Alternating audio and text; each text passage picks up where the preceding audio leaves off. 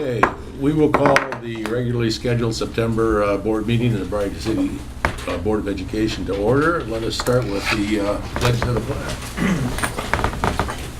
I pledge Allegiance to the flag of the United States of America and to the republic for which it stands, one nation under God, indivisible, with liberty and justice for all.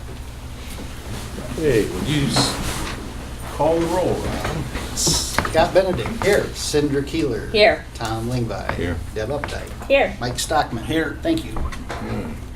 You have before you the the minutes of the previous meetings. Are there any additions or corrections? If not, I will entertain a motion to approve them as presented. So moved? Deb? Second. Mike? Cinder. Yes. Tom. Yes. Deb. Yes. Mike. Yes. Scott. Yes. Thank you. Communications. Okay, 4 County. September 26th, Senior Citizen Day will be happening at 4 County, and there's still time to register. It's a fun-filled day for the seniors that come in, and lunch is included. You just need to call out to 4 County and check in with a Janet Knierim. I also want to remind our viewers that you can always follow 4 County Career Center on Facebook and Twitter. And I want to mention again, I did last month, the adult education classes still available. They have HVAC, welding, pharmacy technician, paramedic classes, firefighter, forklift operator, as well as STNA. So there's a lot of opportunities for adults. And one last thing I want to mention, 4 County had a nice time celebrating 75 students amongst the 22 home schools that are athletes, cheerleaders, and band members that are participating this fall. Okay, thank you. That's my update for tonight. Thanks. We'll move on to the treasurer's report and recommendations. Rob? Thank you. We'll review the financial reports for the month ended August 31.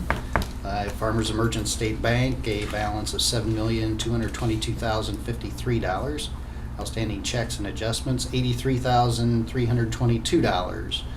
Investments at Star Ohio, $805,976. At Morgan Stanley, $4,248,540. At State Bank, $6,247,233. And at Star Ohio Plus, $2,514,993. Change funds and petty cash funds total $7,400. Total funds on hand at the end of August, $20,962,874.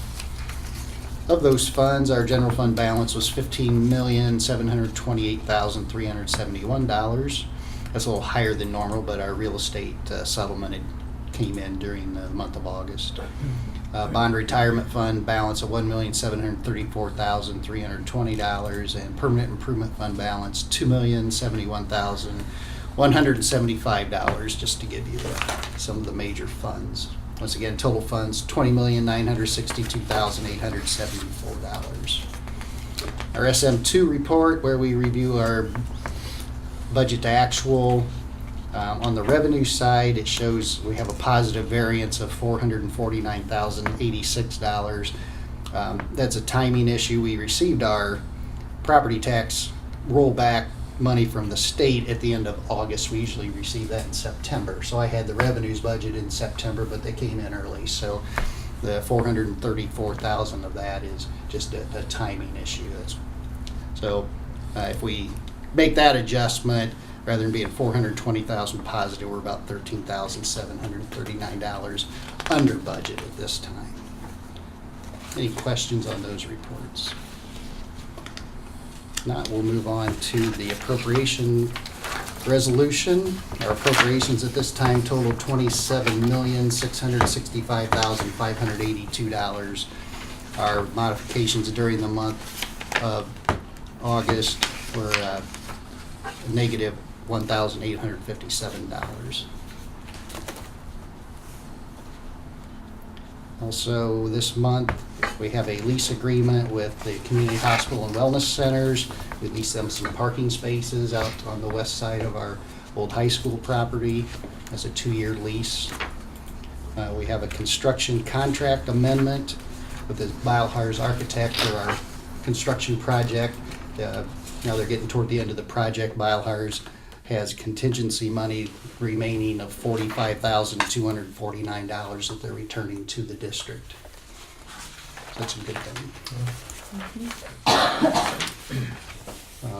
From the addendum, request the board's authorization to open bank account, investment account with UBS Financial Services.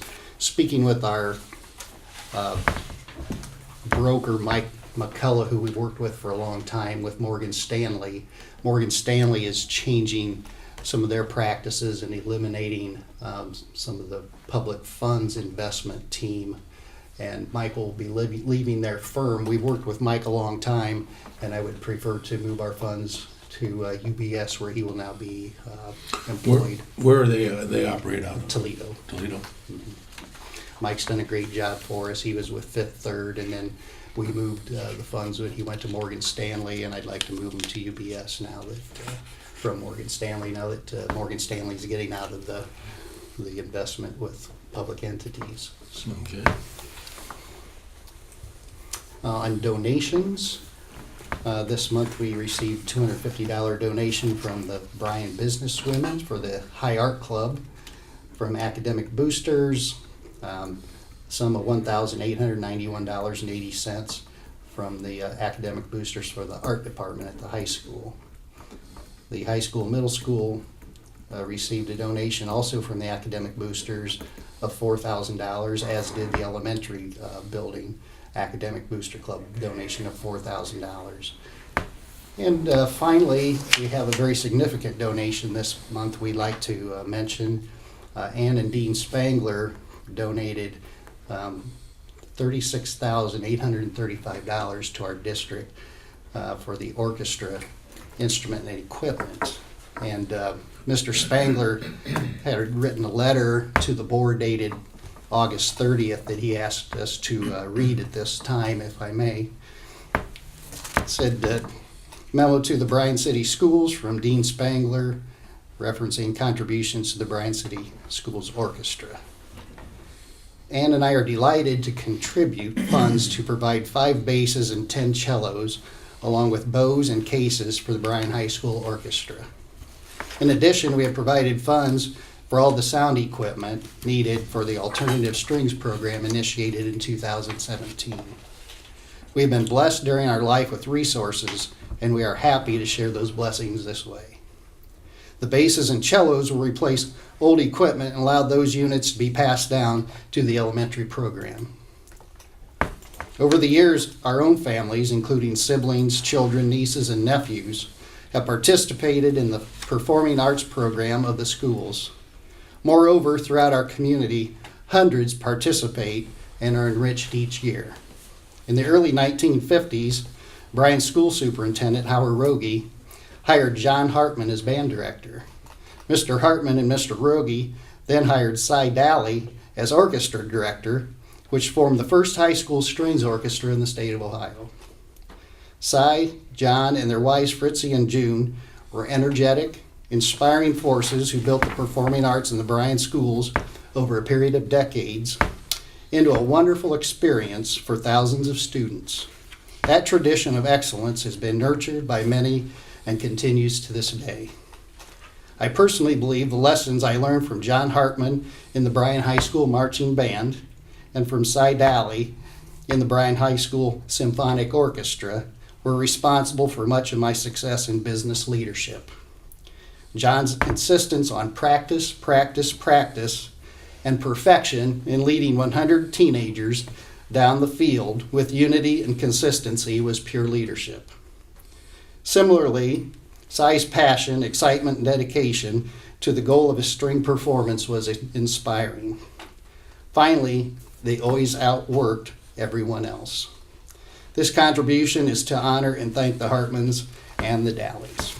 So we thank Mr. and Mrs. Spangler very, very much for that very generous donation. That concludes my report. Thank All you. right, thank you, Rob. If there's no questions, then I will entertain a motion to approve the treasurer's reports and recommendation. Also move. All right, Cindra, we have a second? Second. Mike, would you call the roll, Rob? Tom Lingvag, Yes. Deb, Yes. Mike? Yes. Scott? Yes. Cindra? Yes. Thank you. I'm not aware of any old business, so we'll move on to new business and the superintendent's recommendations. Good evening. Thank you very much, and thank you to Ann and Dean for such a generous contribution.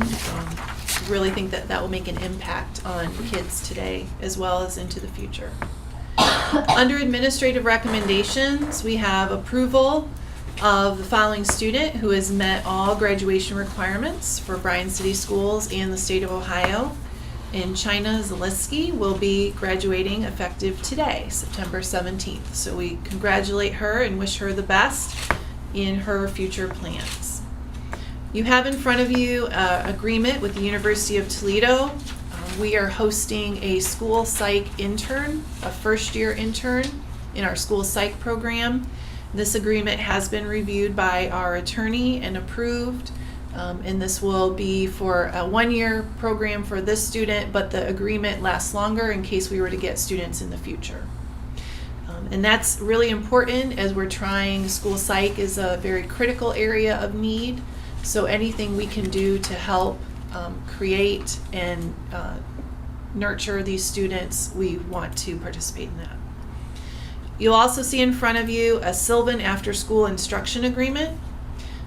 We have some third grade students that did not pass the third grade reading guarantee for the state of Ohio. And because of that, we have to offer outside tutoring through our school system in partnership, and we've decided to partner with Sylvan. So thanks to Karen Cox, who did a lot of the groundwork on this, our students will be offered a 6-week tutoring session through Sylvan. It'll be offered here on our school campus. And again, that contract has been reviewed by our attorneys and approved. Also on the addendum, you'll see approval of a contract with CHWC Auxiliary Services for Fountain City Christian School.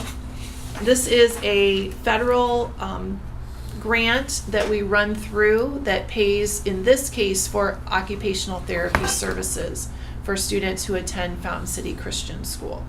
So we approve it, we manage that fund, but the services are provided to those students. Under commendations, we have, we just held our Academic Excellence ABC Breakfast Award ceremony, and thank you for those board members who could attend. So you have the students listed that were recognized at that event. All right, thank you, Mrs. Savage. Are there any questions? If not, I will entertain a motion to approve the superintendent's administrative recommendations as presented in the regular agenda as well as the addendum. So moved. Okay, Deb and Mike, you second? Deb? Yes. Mike? Yes. Scott? Yes. Cindra? Yes. Tom? Yes. Thank you. Under personnel recommendations, we have new classified personnel. Dana Anderson is a pre-K to 5 one-on-one aide, 5.5 hours a day, 0 years experience, effective September 4th. And Tom Hall, bus driver, 3.5 hours per day, 9 years of experience, effective August 27th. Internal transfers of classified staff, Kathleen Ottenweller to PM preschool one-on-one aide, 5.25 hours Tuesday through Friday, effective August 23rd. Emily Sammons, PM preschool 2-on-1 aide, 4.5 hours per day Tuesday through Friday, effective August 30th.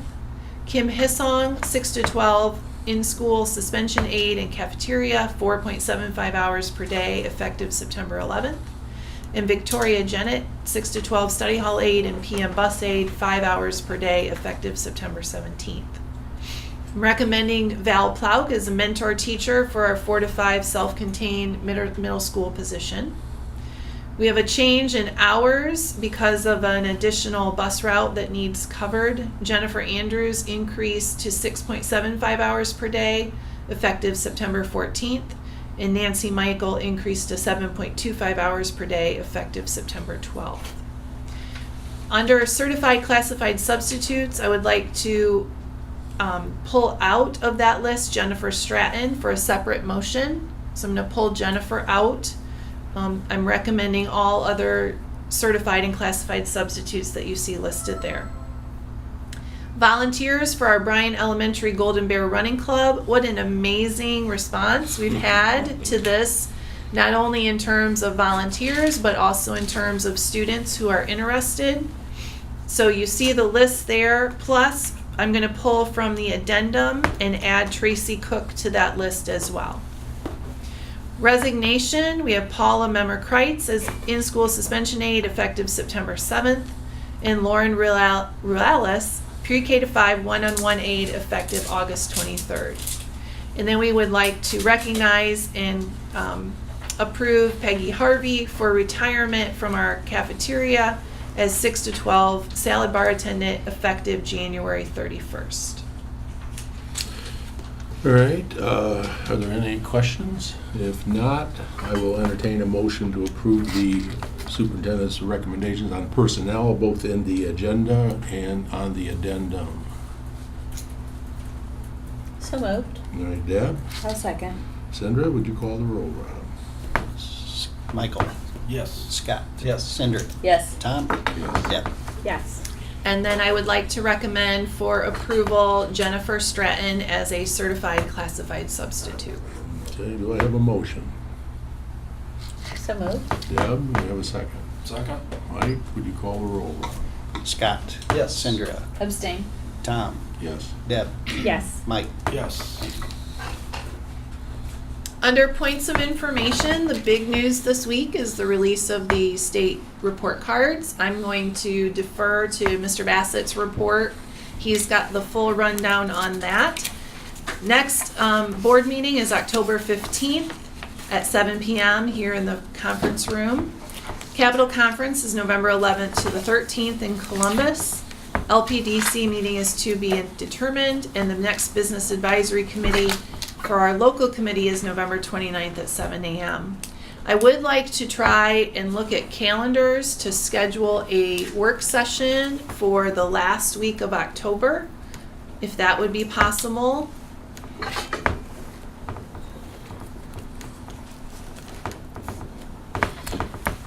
That would be, so our regular board meeting is on October 15th. So, I'm sorry, 1, 2, 3, yep. And so we could, is that right? Is that what you have? That's correct. Okay. So we could look at the week of October 22nd or even the week of October 29th. The week of the 29th would be fine for me. I mean, whatever works for anybody else. Is there any particular day? Because I'm available any evening. Tuesday. Are we looking in the evening? I think so. Is that what you think? What works for you, Scott? Yeah, no, I thought we were gonna do a day thing again, so. No. Tuesday. You know, any day A is fine. Tuesday. If we're on- Tuesday? Tuesday's fine. Yeah, how about a Tuesday? Tuesday the That'd be the 30th, October 6 30th. o'clock, okay? 6 o'clock. And we'll do that here as well. So 6 p.m. on Tuesday, October 30th. Okay, thank you very much. And now we'll turn it over. We'll save Mr. Bassett for last. We'll let Mr. Rary start today. Kick it off today? All right. Good evening. As noted earlier in the meeting, we did have the Academic Booster Club breakfast, which was a great turnout, and congrats again to the almost 90 students who were recognized for their outstanding GPA. So just another boost of confidence to them to keep up the good work. So last time we met, we were only in about 3 days with our new school resource officers. So just an update for all of you. Mrs. Cox and I have met with them frequently, seeing them in the hallways and doing their duties, their daily duties. It is fantastic. We really can't sum it up in any other form or fashion at this point. It's been a positive impact to the student body, positive impact to the staff. Their presence is felt when needed. They're actually, because of their rotation and how often and frequently they're bouncing between the buildings, you don't know who you're going to see and when, and that's a good thing. But when you do see them, everyone's comfortable with them. Everyone appreciates what they're doing. They just fit right in. It's like they've been there for 10 years. So it's just been an outstanding addition. So just a kind of a month-in update for all of you on that whole process. Mark, have they been needed at all for anything other than? We have, yeah, we have used them a few times. And like I said, I think most of all, their presence in some of the situations that we've dealt with them with has just been the necessary tool that we need. Good. If something starts to escalate into a manner, which just have that physical presence, or even the knowledge that they have on certain topics regarding the law comes into play, and they can convey that when needed. And so it's been really nice. Great. So, yeah. Good deal. We are busy, and I know we're going to talk about grade card, but we're in the thick of things. We're a month in. It's actually, we just hit midterm just a few days ago. So just a curriculum update for you at our level. We've always been striving for the goal of that college and career readiness. On the career side of things right now, we have, for our internships this year, we have almost 50 students participating in some type of internship out and about in community businesses.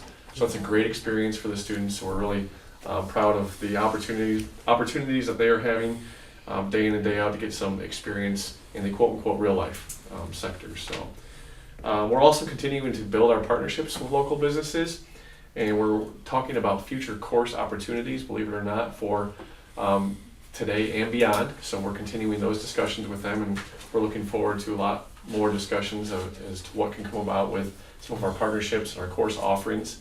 And I say that because a program such as our VCT program, that's our Video Communications and Technology program, programs like that have the kids working interactively, talking to adults in the community, working with business partners within the community, are having a huge impact on the success of those programs. For example, our Nathan Keel and Mrs. Ponzak started a photography business from this, working with the students, and they were actually asked to speak today at BGSU. So there was 467 educators that they presented their program to today out in Bowling Green. So it was really nice to see recognition for their efforts in the programs that are starting to boom, and then they can pass their knowledge on to other area educators. So it's really taken off, so it's exciting. We do have some STEM classes that are have been in the works for a few years, such as robotics, and those are growing, but we have a STEAM class, which is the addition of the arts in the STEM, taking off with our 6th grade. They're doing anything from prototypes, and I had to write it down so I could remember it here, paper circuits. So they're tying in a whole bunch of, electrical experiences with how they can make these prototypes. Again, so they're being creative at the 6th grade level without using real electricity, which is neat to see. And then at our 8th grade level, Mr. Dominic has received his supplies for the Project Lead the Way curriculum, but that class doesn't kick off till the start of 2nd semester, so he's planning for that as we speak, and we're excited to see what comes with that, with design and modeling and more robotics added into the middle school grade levels, so grade 8. So really looking forward to that. And on the college level, we actually for the first time have an ACT prep course that's in the works right now. Veronica Arthur and Matt Dominic are teaching that, and reviews on that have been very high. Again, our juniors take their ACT, the state mandated ACT their junior year, but most juniors take that regardless to prepare them for college admissions their junior year. So there's a lot of chatter about the benefits that class is providing to them already just a month in, and they've taken some practice ACT tests already, or portions of it I should say, so they can gauge how they're going to perform on the actual ACT. So a lot of neat things happening. It's good to be back in action. Like I said, we've been at it for a month now, and a lot of neat things going on as you walk down the halls of the middle and high school. So thank you. All right. Thank you. Scott, Karen. Well, just like Mr. Rary said, I feel like we are now a month in. Things are starting to come together, patterns, routines. So we're just getting started. Things are going good. Today we celebrated Constitution Day. We read a few announcements on the morning PA, and teachers prepared activities focused on Constitution Day. Bryan Elementary, for the first time, is participating in Start With Hello Week, which is part of the Sandy Hook Promise. It deals with, or it teaches students the culture of inclusion and connectiveness. It encourages students to reach out and raise awareness about social isolation. Part of the ways that we are participating is our 5th grade ambassadors are going to be greeting students at the door. We've had our VCT BCT class, Nathan Keel at the high school, came over and took some videos and talked to some of our students about how they use the buddy bench, how they make friends. We are talking with students about how to start a conversation, how to make friends, because at this level, that's all things that they need to be taught. And then we'll have some bulletin boards that have some conversation starters as well. So we're really excited to participate that in the first week and continue to talk about ways to include all students. Mr. Airy and I have been working with Diana Eschoven from the Bryan Area Foundation on the Expressions of Gratitude project, and I'll go ahead and, I don't know if I have enough, but I do have a few. So she approached us and asked us if we would be willing to ask our students to pick one of those organizations on there, whether it be the Bryan Swim Team or the Bed Brigade or the Williams County Humane Society, and write a gratitude, a thank you for, you know, what they've given. It is part of the Bryan Area Foundation has donated money to those organizations, and it is amazing how this project has taken off at the elementary school. This is not due from the students until the end of September, but I was invited into a classroom on Thursday. It was a second grade classroom, and when you talk about writing letters, that means writing sentences, which means capitalization and punctuation and correct verbiage. So this was a whole lesson that was done. And the way that this teacher approached it was she wrote the word gratitude on the board, and students needed to know what that word was in order to start this whole project. So I'm going into another classroom this Thursday where the students are reading what they wrote, showing the picture, and it's amazing how much these organizations have touched the lives of our students. There was a student in one of the classrooms that talked about getting a bed and blankets from the Bed Brigade and how thankful she was. So these organizations have truly touched the lives of many of our students. So great project. We're excited to see the end result. On September 27th, we have our third grade guarantee parent meetings. It's at 6 o'clock at the Bryan Elementary Commons. We're going to get the latest, parents will get the latest update on the test as cut scores have changed. So we're going to talk about that and the process, the entire process of the third grade reading guarantee. And then that test for third graders is October 25th and 26th. On Thursday, October 4th, we have the Firefighter Phil Assembly. The Firefighter Phil Assembly we've had several years in a row. It talks about stranger danger, negative effects on bullying, fire safety, internet safety, and encourages behaviors like friendship and honesty and what to do in case of an emergency. So throughout the presentation, Firefighter Phil uses magic. He has a little ventriloquist doll that he makes it engaging and entertaining for all of the students. So they really take away the message that he sends. So. Great. Thank you. Thank you. All right, Mr. Bassett. I'd like to say to save the best for last. When we talk about grade cards, it probably, I know better than it's probably not true. Thank you, sir. Thank you, sir. Thank you. So again, this is the first year that the state has come out and given a district an overall grade. The last few years of sorting through some new testing, the new grade card format, we have not gotten an overall score. This is the first year for that. And you see that at the top as a district, we were rated a C by the state. Comparison level, 41.6% of the districts in the state were a C level. 31% were a B, 4.6% were A's, and 20% were D's, and just a little over 2% were F's. So we're right there in the middle. If you look at those scores, they're right on pretty much a bell curve with A's and F's.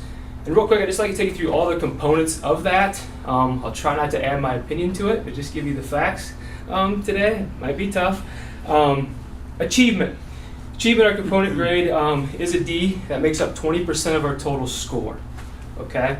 That's an area we have, for the last few years, have been trying to raise with some common assessments that we're finally seeing.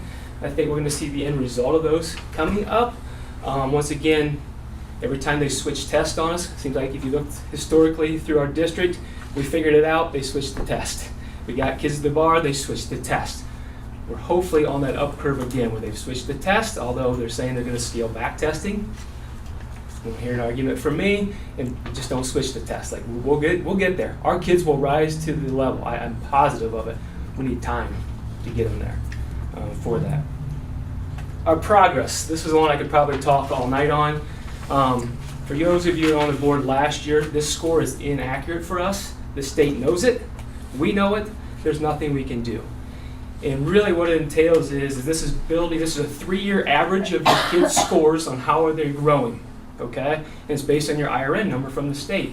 When we moved into the new elementary, the state made us take the old middle school IRN. So that looks like it's still middle school scores. And the middle school, high school looks like just high school scores, even though they have middle school 6, 7, 8, so there's a 0 for the 6, 7, 8 in the high school. We get no credit for that. It's just, I called last year, said this can't be right. They said, you're right, it's not right, but there's nothing we can do about it. It'll figure itself out in 3 years, and we're stuck with scores for 3 years. We're in year 2. I know. We're in year 2 of that. And I believe maybe they said they're trying to fix it for the future, which great, like, please fix it for other districts. If you're not going to fix it us, make it right going forward. I don't know, we'll have to find some other districts that are in that same boat. But I've talked to some other districts in the area that were in the same situation, and they said, yep, plan on it for 3 years. And it'll turn itself around. Which is kind of, it skews the overall score because that's 20% as well of your overall score. That's 20% of your overall score for that C. So if that's corrected, maybe we're a B. I'm not going to say we're an A, but maybe we're a B if you put the correct numbers to it. Gap closing is a B. You know, gap closing shows how well you're meeting the needs of your most vulnerable populations, your economic disadvantage, your special ed. We had enough in our subgroup for Hispanic this year, and your overall students. So we are narrowing that gap between those populations, which is great to see.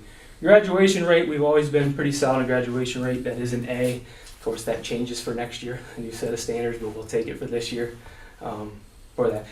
Improving at-risk readers, we're a C. I was kind of surprised about that because if you look at our 3rd grade reading guarantee, we're about 96%. But this measures more than that. So it measures the kindergartners coming in. Are they on track or off track? Which we have no really say in that. So if they come in off track, then they measure at the end of kindergarten year, beginning of 1st grade year, did you move them to on track? And they measure 2nd grade and 3rd grade. So they're really seeing how fast can you move that kindergartner that comes to you not on track quickly.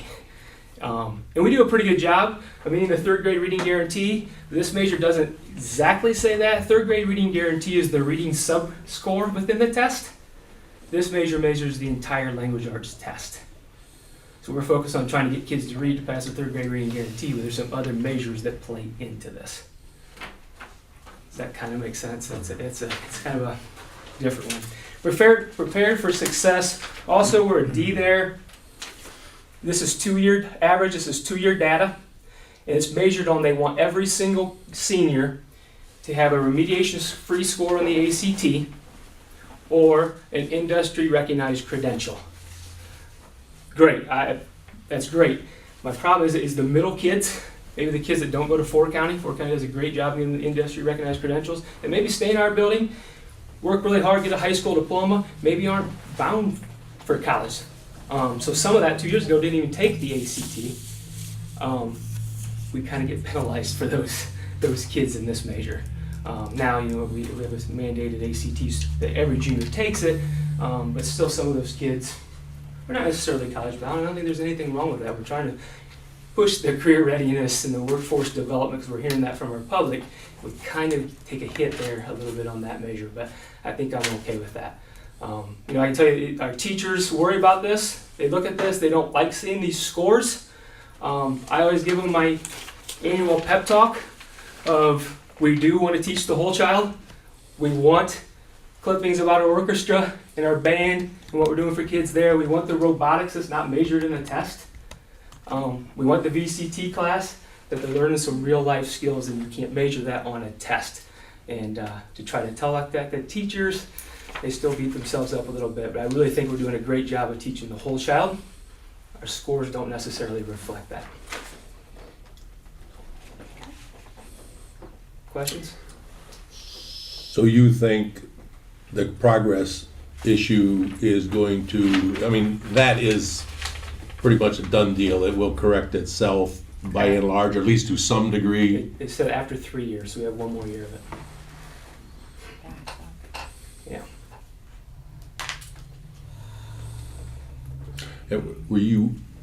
Are you able to compute on some type of an adjusted basis, or is this so convoluted that you just have to rely on them to give you the information? Yes, there's, yeah. Okay. It would be, you'd have to have someone a whole lot smarter than I am in stats to compute that. I mean, it's a, Fair enough. yeah, no, I would not feel comfortable even trying that. And the state hires Battelle for kids to Yeah, compute no, I that. understand. Is there much to be learned from looking at trend lines? If we look at where we were last year compared, or the year before, Yeah. to this, can we see some things? We do, and we look at that every year with teachers, okay? I sit down, for instance, 6th grade writing is kind of, I'm not picking on them, just one of the areas that, hey, we need to shore this up. So I sat down with the 6th grade language arts teacher and said, here's the strands of writing we're not doing so well when we look at individual questions. It's the first year we've had that for language arts. Usually for language arts, we got, here's your test scores. That was it. Now we can see on question 34 of the test, we don't know what that question looked like, but we know what standard it came from, and we can see how our kids did on that. So we spent some time looking through that and saying, okay, from year to year, which we've only had 1 year of data for language arts, so next year we'll be even more, but let's look at this year. If our kids didn't score well on this strand, and there's multiple questions, one might be a tougher question, what do we need to do? How are we going to fix that? So we do look at some of that trend things. I always caution teachers on looking from trend data from, oh, 4th grade scored this way this year, now I have new crap of 4th grade, and they scored this way. Well, it's two different, it's different kids, right? So we really want to look at how your 3rd graders did last year that are coming to you. And we do look at that data. One last question from me. Based on 20 years of past experience, how many years is this one going to be with us? This grade card? Yes. They're already talking about changing it. This is pure insanity. They're already talking about changing. If you looked at the, and I think Strategic plan? the strategic plan for Ohio that the state superintendent, I mean, Who's driving all of this? I mean, it changes every 3 years, 3-4 years at the outside? yeah. Starts with the Ohio General Assembly, starts with the legislature. But the It's state insane. superintendent has said they're going to try to scale back some of this testing. He kind of foreshadowed that if you read anything that he did some kickoffs for some schools and talked to teachers, and he said that don't worry so much about testing, worry about the whole student. Well, it's hard not to worry about it when it's here. Yeah, but they put this out and that's public consumption. Exactly. That's why I think it's hard. It's hard for teachers because that value add in the sport is part of their evaluation, which is changing as well. So yeah, like I said, as soon as we think you have it figured out, maybe they change it. Like I So say, try 20 again. years of past history. Yeah, it's changed a lot in my 19 years in education. Okay.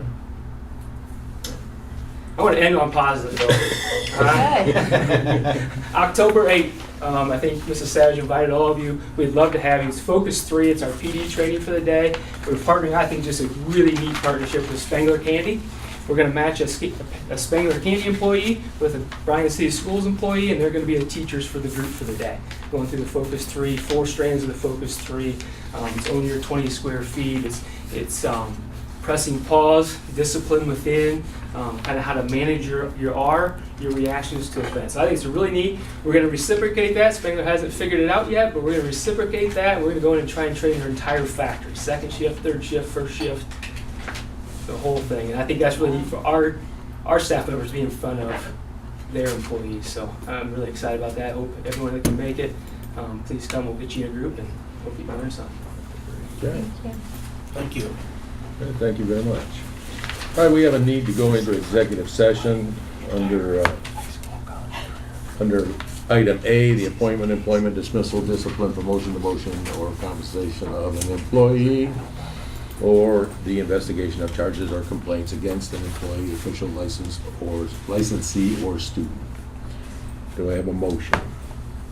So moved. All right, Deb. I'll second that. Or Scott, Mike, call the roll. Cindra, Yes. Tom, Yes. Deb, Yes. Mike, Yes. Scott. Yes. Okay.